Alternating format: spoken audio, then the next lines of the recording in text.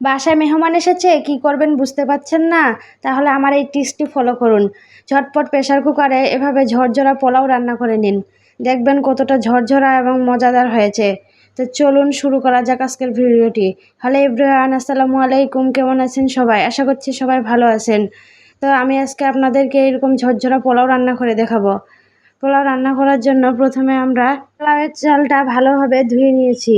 আর এক পাশে এই যে পানি গরম করে নেব, এর জন্য পানিটা বলক হওয়া পর্যন্ত অপেক্ষা করব। বলক উঠে গেছে, এখন আমরা রেখে দেবো এটা। এক পাশে রেখে দেওয়ার পর আরেক পাশে আমরা প্রেসার কুকারের মধ্যে সামান্য তেল দিয়ে সামান্য পেঁয়াজ কুচি দিয়ে হালকা লাল করে ভেজে নেব। বেশি লাল করা যাবে না, তাহলে কিন্তু পোলাওয়ের কালারটা সাদা হবে না। এই যে আমার পেঁয়াজটা ভাজা হয়ে গেছে, এখন আমরা এর মধ্যে আদা রসুন বাটা দিয়ে দিয়েছি। আদা রসুন বাটা দেওয়ার পরে পোলাওয়ের চালটা ঢেলে দেব। পোলাওয়ের চালটাও হালকা ব্রাউন কালার করে ভেজে নিতে লাগবে।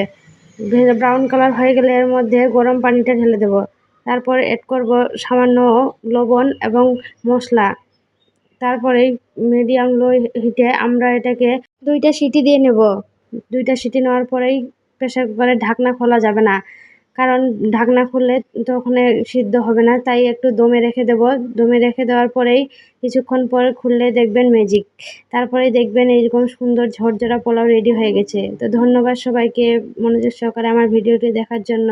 ভালো লাগলে একটা লাইক, কমেন্ট এবং শেয়ার করে দেবেন।